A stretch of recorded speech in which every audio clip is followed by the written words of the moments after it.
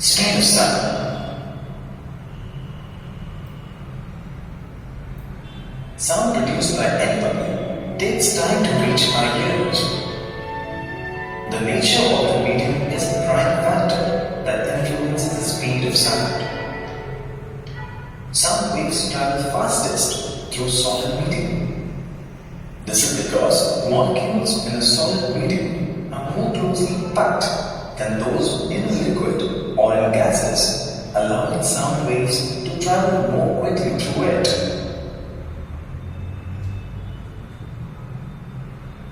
The temperature of the medium is another factor that determines the speed of sound. When a substance is heated, the molecules of the substance get more energy. This results in faster vibrations of molecules of the substance.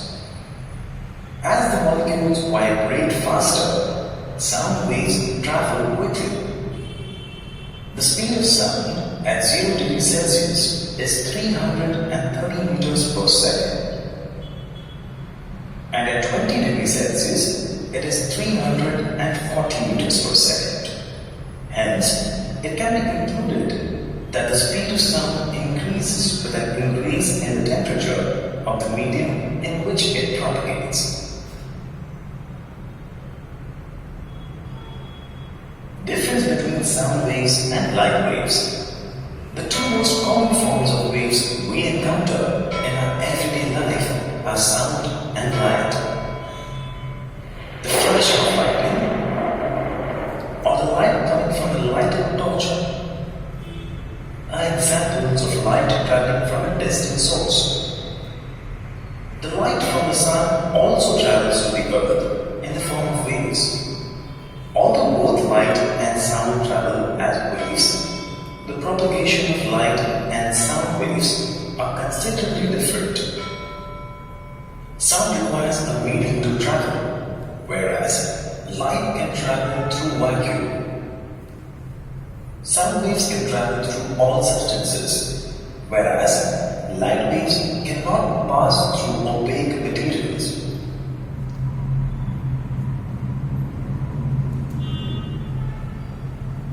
The speed of sound in air is about 340 meters per second, and the speed of light in air is 3 into 10 raised to the power 8 meters per second. This means that the speed of light is greater than the speed of sound, and thus light can travel much faster than sound. This difference in speed can be practically experienced during a thunderstorm in the rain season. It is a common observation that in the rain season, the flash of lightning is seen first and the sound of thunder is heard a little later, though both are produced at the same time. Let us consider one more example. When a gun is fired from a distance, you will see the flash first and hear the sound of the shot a little later. This is because light generated by the shot travels much faster than the sound of the gunshot. In fact, in the universe, the speed of light is the ultimate speed limit. Nothing can exceed the speed of light. Let us do a quick check.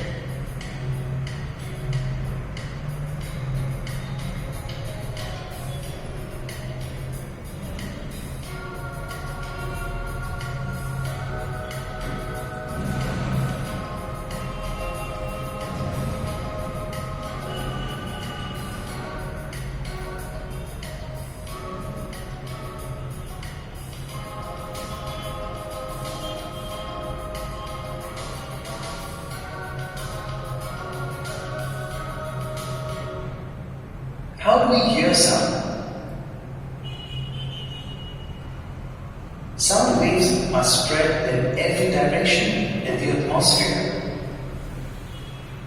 When these sound waves reaches the ear, it vibrates the delicate membrane inside the ear. These vibrations are converted into electrical signals which are then interpreted by the brain. Here is an important organ due to which we have the sensation of sound, which in turn helps us to communicate with each other. Let us now understand more about the parts of ear and its functions. The human ear. Human beings hear sound through one of its most important organs, the ear. It converts audible pressure variations in air into electrical signals. These signals travel to the brain via the auditory nerve. There are three major parts of ear. 1. External ear. 2. Middle ear. 3. Inner ear. The external part is called the pinna. The pinna collects the sound and is carried by auditory canal to the eardrum. The eardrum is a thin tympanic membrane. It is set into vibrations due to the pressure variations in the sound reaching it. When a compression of medium reaches the eardrum, the pressure moves it inwards. When a rarefaction reaches it, the eardrum moves outwards. The vibrations of the eardrum are amplified and carried to the inner part of the ear. The auditory nerve connects the part of inner ear to the brain. There is a snake-like shell in the inner ear called cochlea. Cochlea is responsible for recognizing the qualities of sound, that is, loudness and pitch. In cochlea, the vibrations received by the eardrum are converted into nerve impulses or electrical signals. These signals are sent to the brain via the auditory nerve. The amplitude of vibration of membrane gives the brain a measure of loudness of sound. Range of hearing in humans. You may be surprised to know how the bats travel at night in the dark without colliding any obstacle. It is because they emit sound waves of frequency more than 20,000 Hz, which cannot be heard by human beings. The ear will reflect sound from obstacles and navigate in the dark. The sound of frequency more than 20,000 Hz is called ultrasonic sound or ultrasound. Human ear cannot even hear sound of frequency less than 20 Hz. It is called infrasonic sound or infrasound. That is the reason you cannot hear the sound produced by the vibrations of a pendulum or by the flapping of wings of a bird. But you can hear the buzz produced by a bee, as the frequency of the sound wave produced is in the audible range. The audible range of sound for a human being is from 20 Hz to 20,000 Hz. Children under the age of 5 and some animals like dog can hear up to 25,000 Hz. As people grow older, their ears become less sensitive to higher frequencies. Sound produced by vibrations of earth before earthquake is infrasound, which cannot be heard by human ear. Thus, we can conclude that the human ear is not sensitive to vibrations of all frequencies. We can hear only those sounds that fall within a certain range. Let us do a quick check.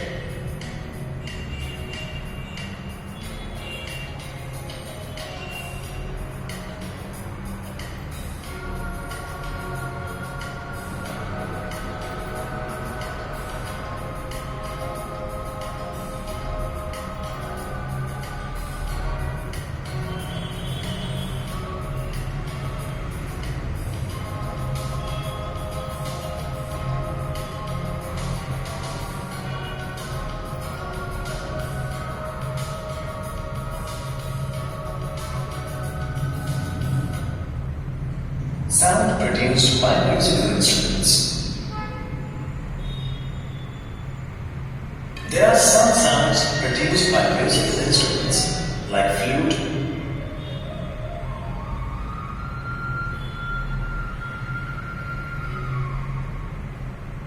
violin, weena,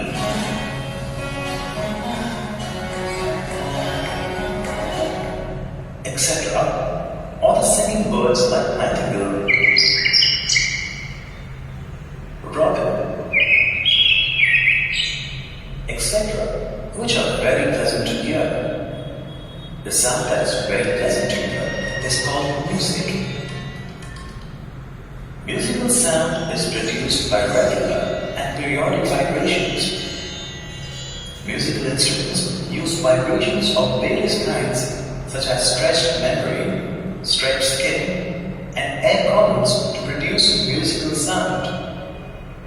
The musical instruments are thus broadly classified into three categories. They are 1. String instruments, 2. Wind instruments, 3. Percussion instruments. Let us learn more about these instruments in detail. String instruments. In stringed instruments, sound is produced by vibrating a string. When the string of these instruments are plucked or played with a bow, they vibrate to produce sound of a particular frequency. Each string produces a sound of different frequency. If the thickness, tightness, or length of these wires are altered, then the pitch of the sound can be varied accordingly. Let's take the example of a sitar. The pitch produced is higher as the length of the string is short. Other examples of stringed instruments are guitar, sitar, veena, etc. Wind instruments. In wind instruments, sound is produced by the vibrating air columns. In these types of instruments, the pitch of the sound can be modified by varying the length of the vibrating air column. Flute, mouth organ, trumpet, etc. are some of the examples of wind instruments. Percussion instruments. In these instruments, sound is produced by vibrating the stretched skin or the membrane. When the musician strikes the surface of the membrane with his palms, fingers, or sticks, sound is produced. The loudness of these instruments can be increased by striking the membrane harder or by stretching the membrane tighter. Tabla, dholak, mridanga, drums, etc. are few examples of percussion instruments. Let us try to make an Indian melodic percussion instrument. Take 7 porcelain bowls of the same size. Fill each of the bowl with varying amounts of water in an increasing order. Now, arrange them in such a way that the bowls form a semicircle. This arrangement is referred to as the famous instrument called jaldara. Now, take 2 wooden sticks and strike gently at the rim of each bowl filled with water in succession.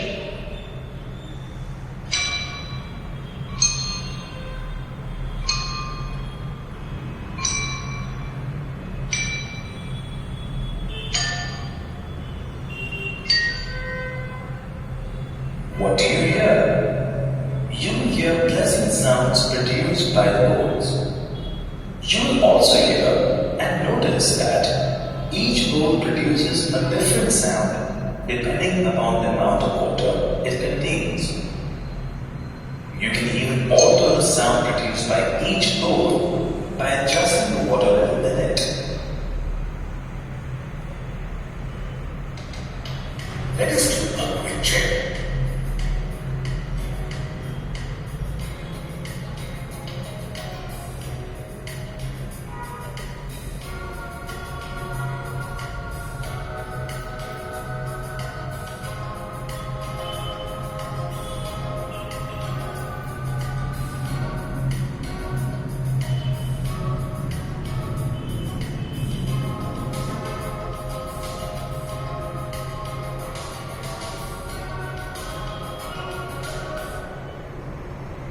reflection of sound. Hello, hello. Wow, this is fun. I can hear my own voice. The experience of hearing one's own voice is quite common in hill stations. In most hill stations, you are sure to find an echo point. Next time, when you visit a hill station, stand on one of these echo points and shout out, "Hello, hello." After a while, you will get to hear the same shout. This is your shout reflected back from the opposite mountain. This is called an echo. Sound travels back to the source from where it emanated. An echo takes place when sound bounces back from a flat surface. Now that you've got some idea about reflection of sound, let's do an interesting experiment. Take a long wooden plank, approximately 10 centimeters wide. Position the plank across a table in such a way that the width is perpendicular to table surface. Now, take two plastic tubes of 2 centimeters diameter each.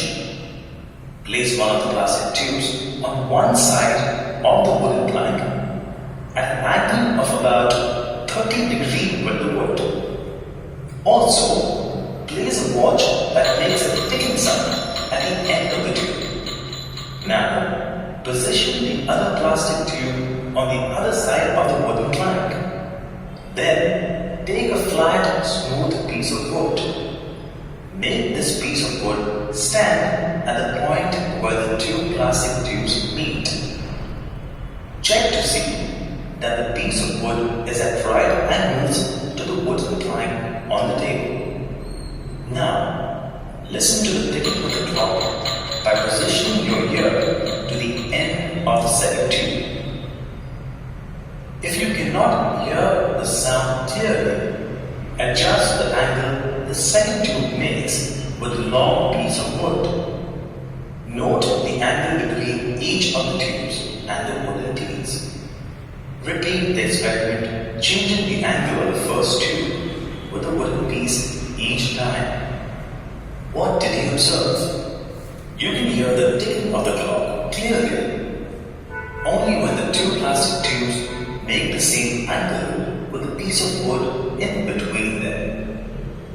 This is the reason why, whenever you change the angle of the first tube, you also have to adjust the second tube to hear the ticking clearly. What did we observe in this experiment? Reflection of sound takes place from a flat surface.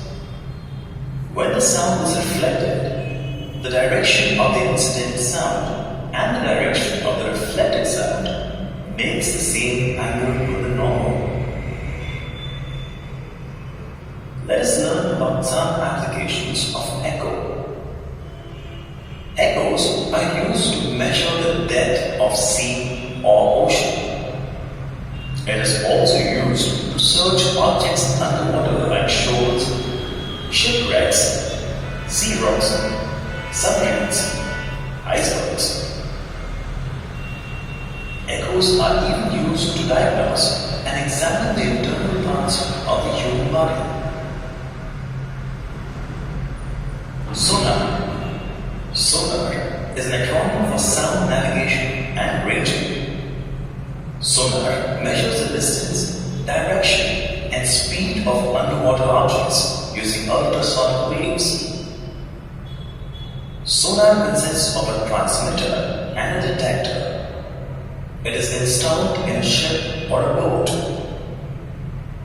The transmitter produces and transmits ultrasonic sound waves. These waves travel through water. They get reflected back after striking the object on the seabed. The reflected waves are sensed by the detector. The detector converts the ultrasonic waves into electrical signals which are appropriately interpreted.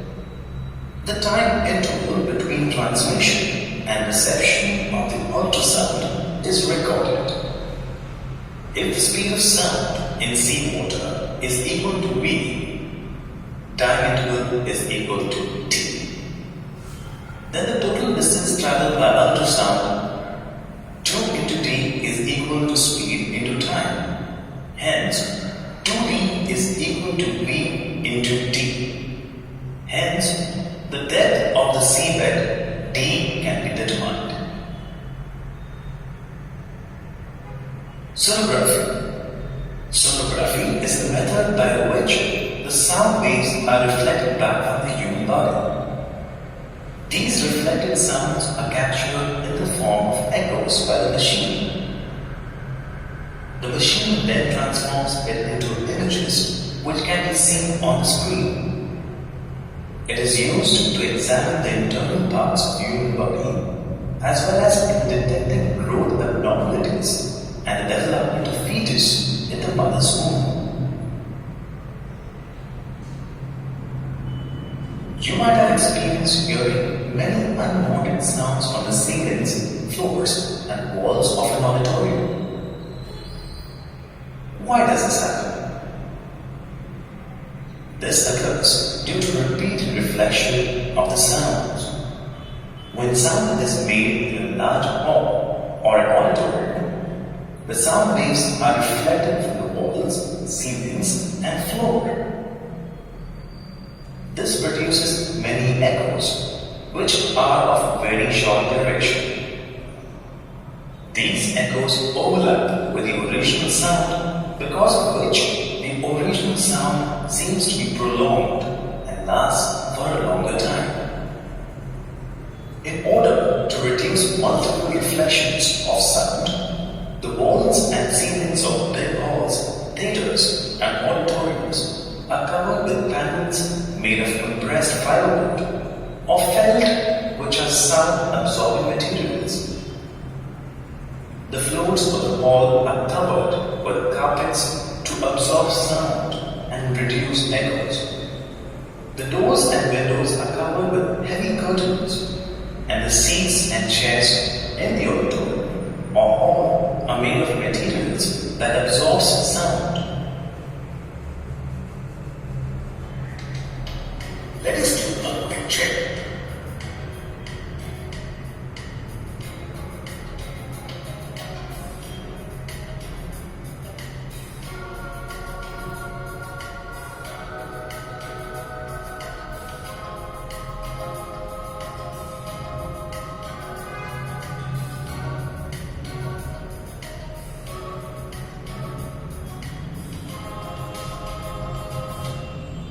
Noise and its hazards. Noise pollution. Presence of excessive or unwanted sounds in the environment is called noise pollution. Since noise pollution is an alarming problem today, it is important for us to learn about the sources and effects of noise pollution, and also about the measures to control noise pollution.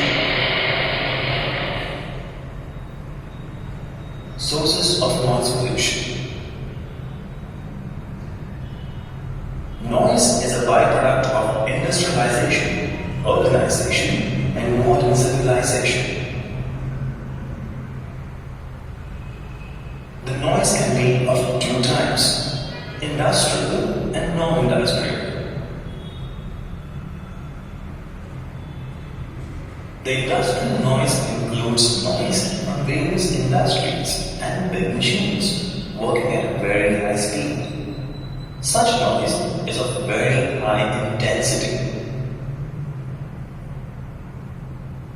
The non-industrial noise includes noise created by transport or vehicular traffic.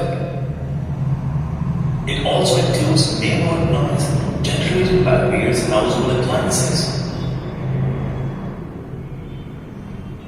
Road traffic noise, aircraft noise, railroads, construction noise, noise in the industries, noise from consumer products like household appliances, household industries, and celebration of festivals are the leading sources of noise pollution. Effects of noise pollution. The effects of noise pollution depend on the noise intensity, frequency, and duration of exposure to the noise. The three main effects of noise pollution on man are auditory effects, non-auditory effects, and physiological effects. The auditory effects of noise pollution includes auditory fatigue and deafness. The non-auditory effects of noise pollution involve communication interference, sleep interference, concentration interference, ill temper, annoyance, violent behavior, mental disorientation, vigor, and loss of work efficiency. The physiological effects of noise pollution involve nausea, fatigue, anxiety, visual disturbances, insomnia, hypertension, and cardiovascular diseases. Measures to control noise pollution. Certain measures should be adopted to control noise pollution. Trees should be planted along the roadside or highways in order to reduce the sound levels. Plants with broad leaves are known to absorb sound. Machinery in industries should be maintained, and very old machinery should be replaced with new one. Industries should be set up far away from the residential areas. Automobiles and other transport vehicles should be properly maintained in order to minimize the noise. Arrangements should be made to park high-sound vehicles outside the city limits. Use of loudspeakers and functions should be regulated. During any festival or procession, bursting of firecrackers should be avoided as they produce noise and cause air pollution. If necessary, noiseless and eco-friendly variety of crackers should be used. Firecrackers should not be burst near hospitals and other silent zones. A ban should be imposed on bursting of crackers after 10 p.m. In silent zones, honking of horns and use of loudspeakers should be banned. Noise pollution in classrooms should also be avoided. When the teacher is not present in the classroom, all students should observe silence and should not shout loudly. Activities like storytelling, book reading should be carried out. Every effort should be made to create awareness among people about the ill effects of noise pollution and the urgent need to control it. Let us do a quick check.